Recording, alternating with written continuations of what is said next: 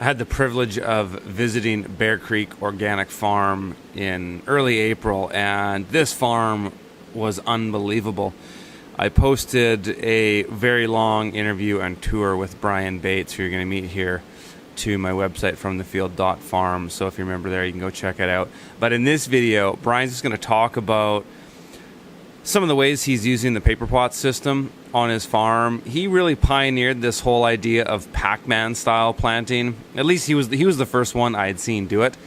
And they just produce an insane amount of Salanova. And he's also going to talk a little bit about some of the other crops that they use the Paperpot for on the farm. Enjoy. The epicenter of the Pac-Man planting. Yeah. Do you call it that, or did I just make that up? Okay, no, okay. I invented that term because people kept asking me, how do you walk down? It's funny because like that's how I just thought about it. Yeah.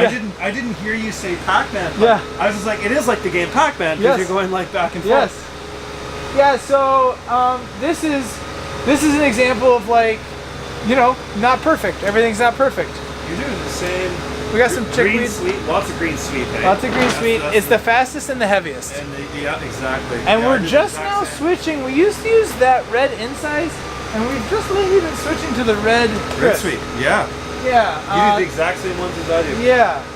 Wow. Yeah.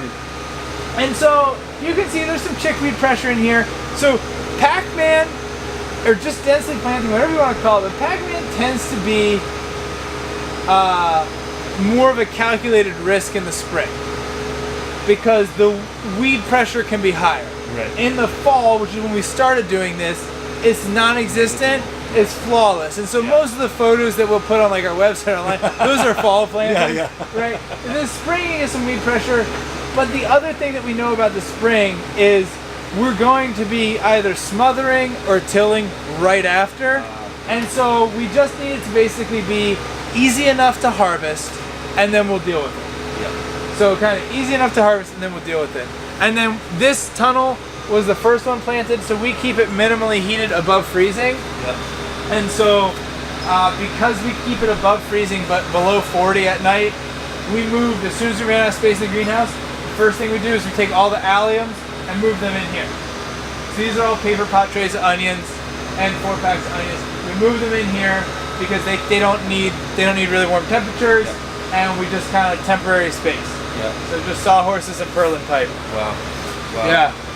And so are you doing multiple cuts on this, or is it in the spring? It depends on. Yes, we can, but lots of times we've got tomatoes that are busting to get in here, so we do one cut and then we start planting. Okay. With one of our hopes with building these new tunnels is that we'll do a little bit less of that, and just getting a second cut will be worth a lot to us. Absolutely. So this one will be one cut because tomatoes are coming in as soon as we're done. The other tunnel of Salanova that we've got, that'll be 2 cuts. So this is like what you said about when this is cut, you come in with that auger, and you start augering holes. You don't care about the paper chains left over, whatever, and you just till that stuff in, right? Yep. Yeah. And so our early crops that go in are tomatoes, and our slightly later ones are cucumbers and basil. So the Salanova tunnel that we'll get a double cut from, there's no rush because we'll put the cukes and basil in later. The tomatoes we want to get in ASAP. Yeah. So, and so we have overhead irrigation in all the tunnels for when it's Salanova or spinach, and then we just run drip when it's tomatoes, cukes, and basil. Yeah. Wow.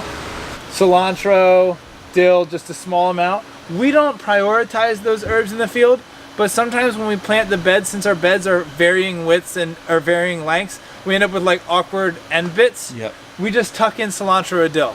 Both will be faster than the greens in the bed, and it just gives us something to round out our offerings. Interesting. So we're not building a business around it, but we don't want to see space go to waste. I like that. So that seems to be your sort of underlying philosophy. Yeah. I really like that. Yeah. I sometimes think the reason we have such a greenhouse forward business is that's the first thing we got a loan for and first bit of infrastructure, and we just wanted to make sure we were maximizing it. Yeah. And so I think we just kind of took it to its logical conclusion. Absolutely. Yeah. So these are all Paperpots, all Salanovas. This is the first kale. So kale, we do the Paperpot in the field, 6-inch spacing, and then if it starts getting crowded, we'll just go hack every other once they're full size. and just let it roll. Yep. Yep. More Salanova. I mean, it's, you know, we're really running a lot of Salanova. Probably 100,000 plants a year. A lot of Salanova. Yep.